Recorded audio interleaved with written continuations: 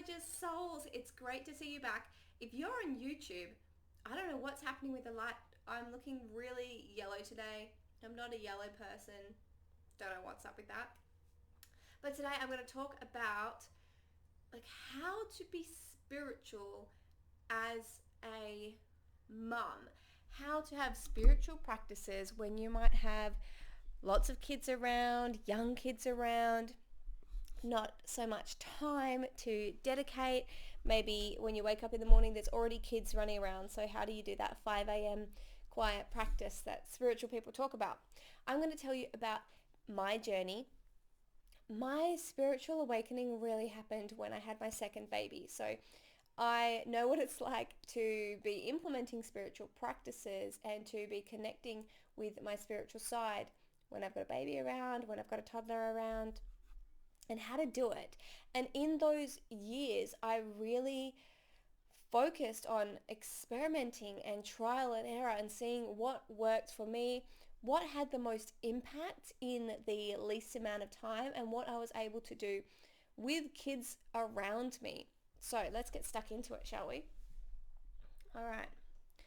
So I guess the main thing with spirituality and with a spiritual awakening is the awareness. And awareness, obviously, you can start to implement into your everyday.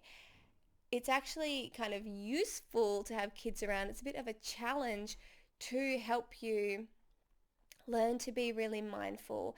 And it's obviously really rewarding as well, because when you've got kids, you want to be mindful, you want to be creating these memories. And the thing about the brain is that when we're creating memories, the first step of memory is actually attention. So the more attention you pay in the moment, the more present you are in the moment when the thing's actually happening, the more you'll actually remember later on. So mindfulness is helpful to create those memories and also to be present in the moment and to enjoy the moment as well.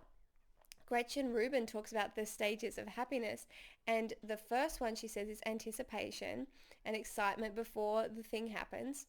The second one is being in the moment and paying attention when it does happen, and the third one is reflection and memories and having things like photo books or photos around on the walls and thinking back and enjoying those memories. And that's how you get the most joy out of your life, out of every little moment that happens, or the big things too. So mindfulness is really useful. And it can also help us regulate our emotions, help us respond better, and that's how we want to be as parents, is responding well to our kids. So mindfulness can be implemented throughout the day as you are parenting. Mindfulness ties into that kind of emotional self-awareness as well, because we can use it to pay attention to how we are feeling in our internal state. A lot of spirituality is about regulating that internal state and finding the internal state that we want to be in regardless of what our external state is. So finding a state of gratitude, finding a state of joy, finding a state of positivity and optimism, and seeing the good in every moment. Having kids can be a great way to challenge that and it really can amplify the contrast. So they say that contrast creates clarity. When things are highly contrasting, if you are seeing something, if there's something in your life that you really don't want, it becomes really clear what you do want. So if you're having kids and they're creating a lot of stress, not they're creating it, but there's a lot of stress around you, a lot of busyness, maybe that makes it extra clear that what you want is calm. If you are feeling stress inside, then it becomes very, very noticeable.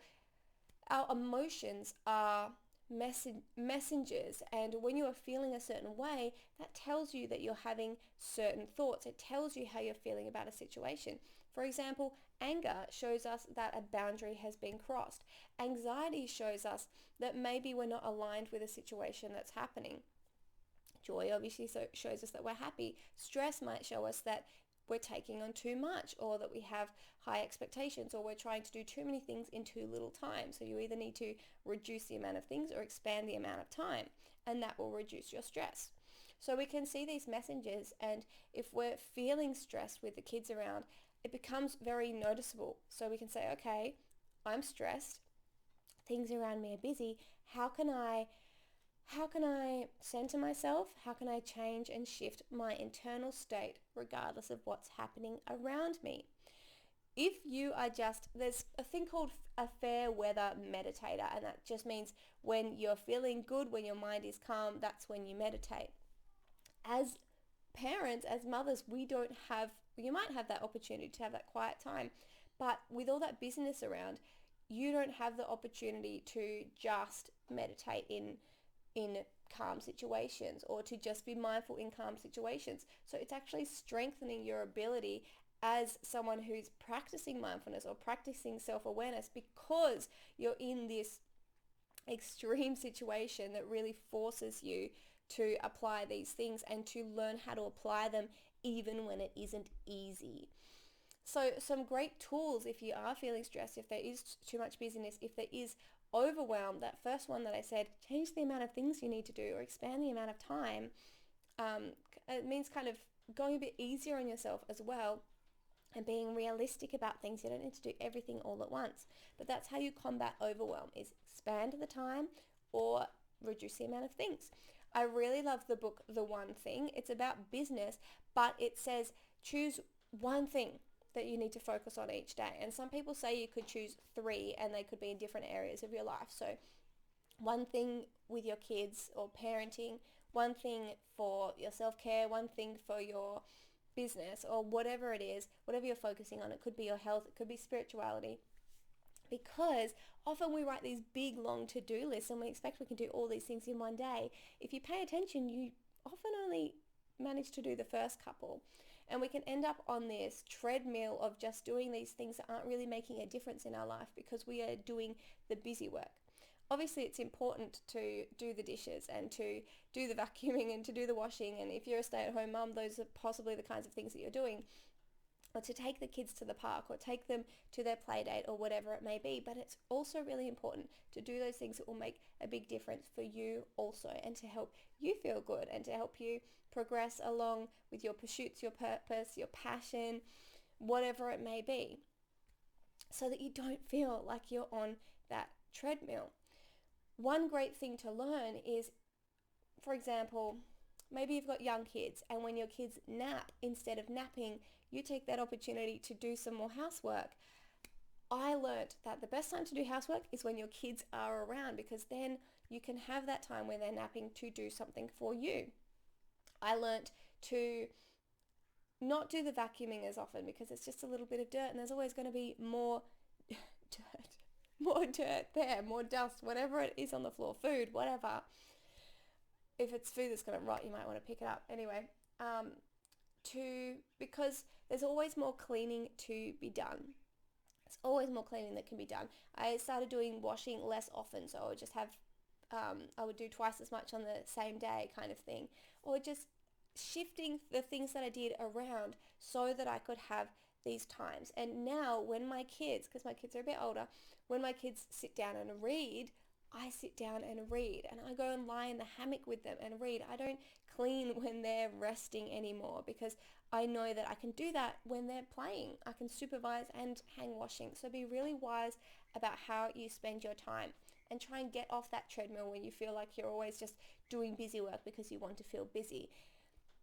As mums, we can get really disconnected from the things that we love to do. So it's important, especially if you've got young kids, it hasn't been too long for you. So you might remember what you like to do. Or maybe before you had kids, you were at work, so you weren't really having this time for yourself. But now is the chance to get back into your passions. Maybe when your baby's napping, you could do some painting or just some drawing.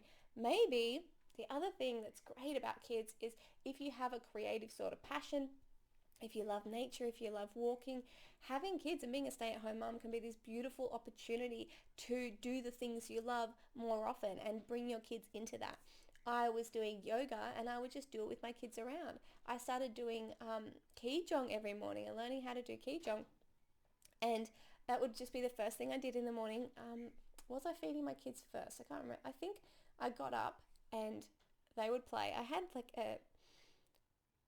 it was from the time that I had a baby and a toddler, and they would just be around me being crazy, and I would just have this 15 minutes to myself to do Qigong, and then it progressed into yoga. And now that's what I do as well. I've had a big, beautiful period where I woke up in the morning before my kids, and that makes me feel amazing. I highly recommend it, but I've been struggling with it lately. So I went a while. I'm just like anyone else. I get on and off this bandwagon, but I'm getting quicker and quicker at getting back on. But at the moment, I wake up and my kids have been awake and reading and playing, and I've just been so tired lately. Don't know why. But I say to my kids, look, this is just the 20 minutes for me, and I'm going to do this, and they don't mind. You might have kids that need your focus and attention, but give it a go and they'll get used to it. I've seen there's plenty of videos on Instagram and stuff of people just meditating or doing their yoga, and they've got a toddler crawling all around them. I've done yoga. I actually ran a kids yoga class once where I had a baby climbing over me. So it can be done. You just need to adjust a little bit. But adjusting and changing things to suit you is fine because you still get the benefits from them. Now, what was I saying before? I think I got off track at emotional messengers. I think it's been relevant since then. I've just got to make sure that I'm not saying half a thing and then you're like, hang on, Marli, what were you going to say about the thing?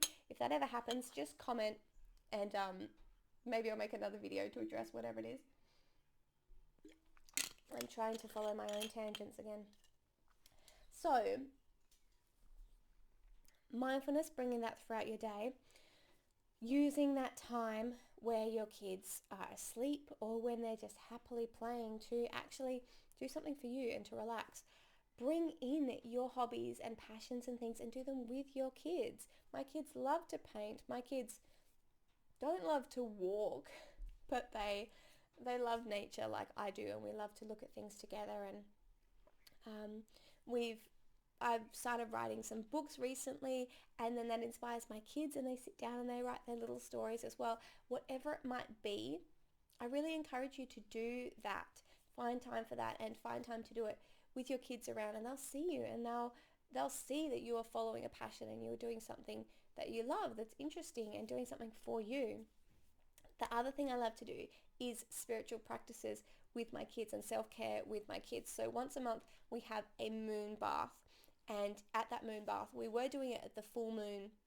I want to maybe start it at the new moon as well, but we get bath bombs, and every month we have a different bath bomb, a really beautiful bath bomb, and they have like seaweed glitter in them, and sometimes there's flower petals, and it's always colored and it's so beautiful. And that is our monthly moon ritual, and by doing that my kids just think they're having a fun bath, but they know that we do it with the moon. So if they grow up and they want to manifest with the moon or just recognize the moon's stages and how it's changing, then they already have this practice that also incorporates that self-care, taking time for yourself and doing something indulgent that feels good and really nourishes you. And it just comes from giving my kids a bath. And we also have bubble bath as well. I was thinking of switching the bath bombs to the new moon because it's like adding something to the bath. It's like setting your intentions. And the full moon, which is for cleansing, I thought bubbles kind of go with that as well. So thinking about doing that. I also like to put the moon phases on the calendar. I like to notice the moon with my kids and just bring that element in. We like to have candles at dinner time. We light the candle and blow it out at the start, and we blow it out at the end. You can also make a wish. Every time you blow out a candle, it doesn't need to be a birthday, you can make a wish. On our water filter, we have little stickers that say like joy and abundance, and we're infusing our water with that. I'm not sure if my kids really notice that, but that's a little way that I'm bringing spirituality into our life and into my life as well. There are a lot of little spiritual practices that you can do with kids around.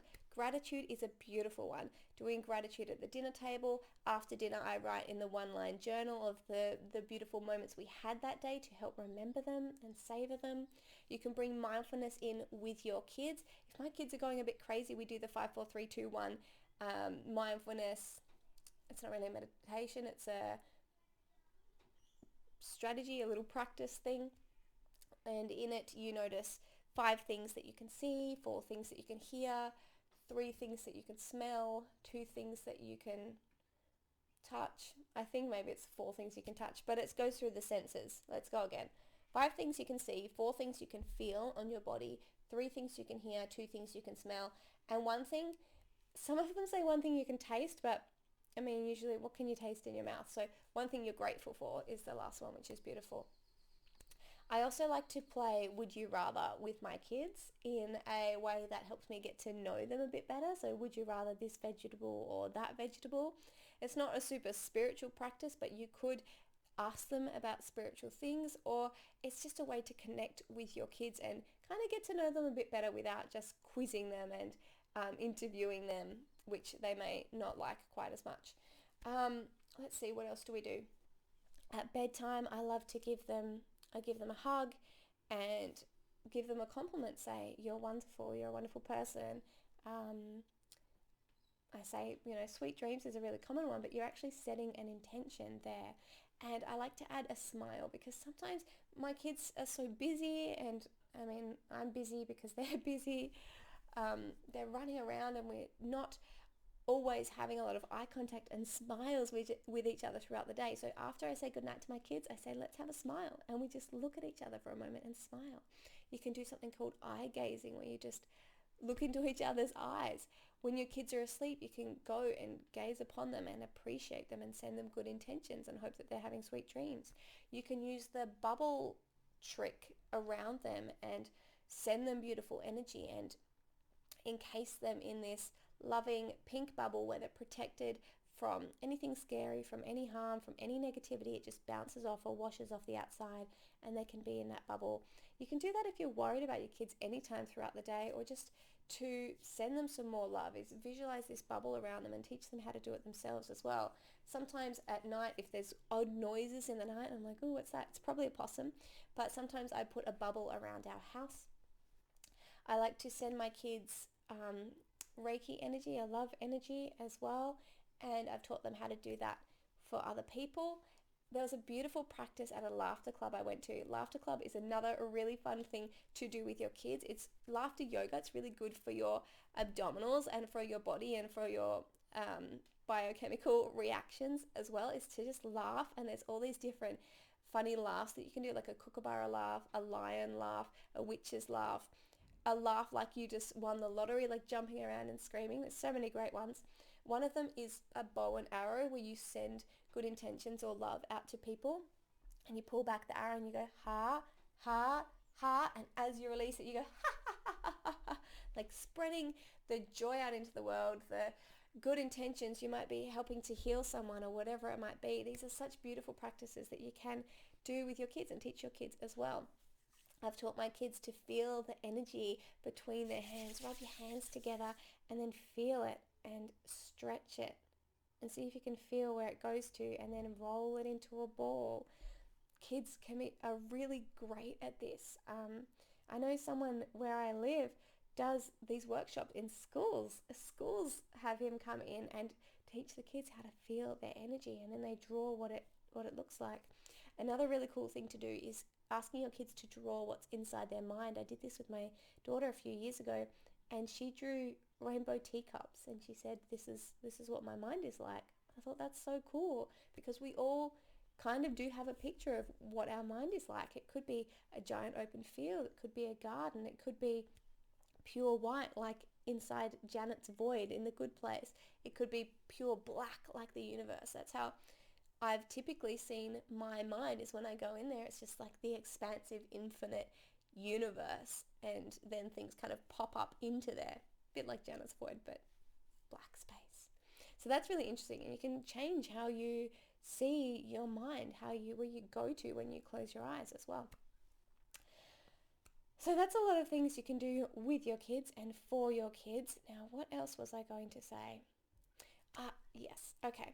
So as for actually doing spiritual practices, spiritual rituals, manifestation rituals, and having time for that, you could try and wake up before your children. You could have an hour to yourself. I love the term aligned time. I got that from Lauren Elislove. I think that's just great. It kind of rhymes, and it's nicer than like morning practice. Well, not nicer, but I like it. I like the sound of it. So I use the term aligned time. And like I said before, I felt so energized. I really love having that morning time before my kids. It makes you feel like you filled your cup first. You put on your mask first and you are full up. You are ready to go through the day. You don't mind what happens because you know that you've already done this for you. And it also made me feel a lot happier going to bed earlier and going without television and stuff, because I knew I would wake up in the morning and do this thing that made me feel so good. You can do whatever suits you in this time. You could get up and do some stretches. You could get up and do yoga. You could have a gratitude practice. You could do some Qigong or some, I love Kinergy, or dance exercise, or jump on a treadmill, or go for a walk if you've got someone to watch your kids, or if they're old enough, or just go and stand outside and breathe in the air. You could read a personal development book. You could listen to an audio book, whatever suits you.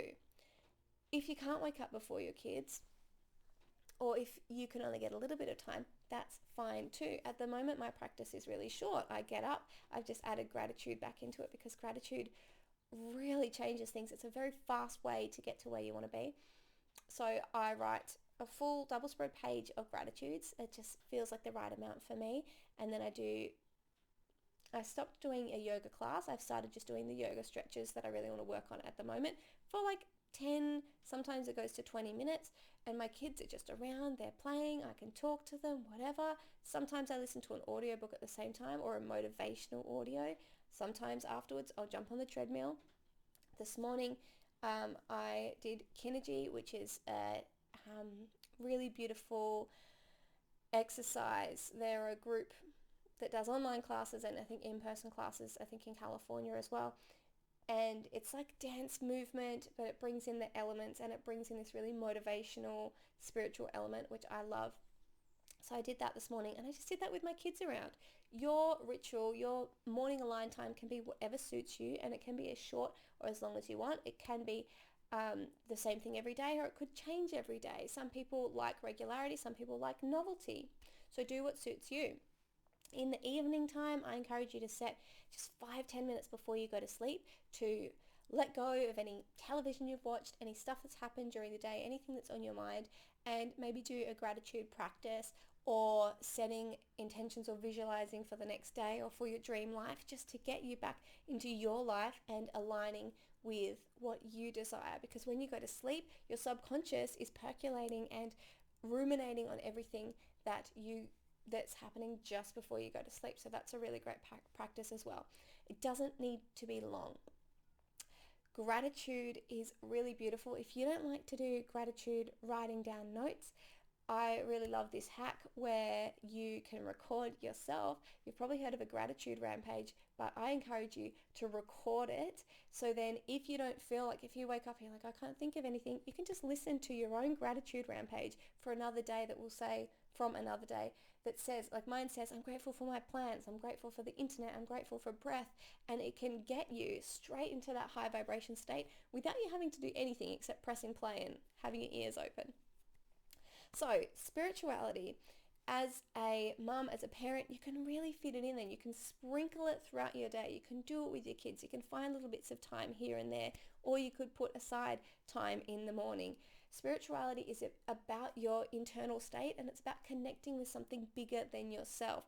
You can do that as a mother. It's not about setting aside an hour a day for a yoga class, or being able to meditate for 40 minutes at a time. It's not just about that. It's about the feeling that you get. It's not about the amount of time you spend doing a particular thing. It's kind of, I suppose it's about the amount of time that you feel that connection and that you feel that awareness, but it's not about the amount of time. It's totally possible as a parent of kids from whatever age. I've shown that that's definitely true. I've done it from age babies to age 9.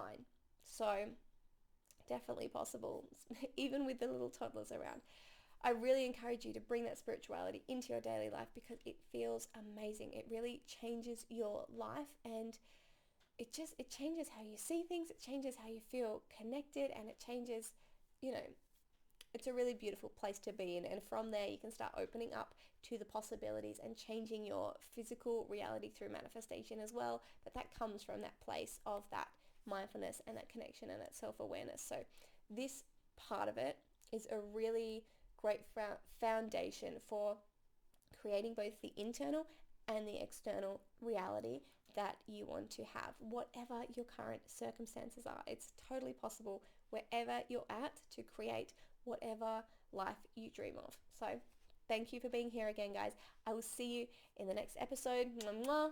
Have a wonderful, beautiful day full of magic and possibilities and synchronicities and blessings. See you next time.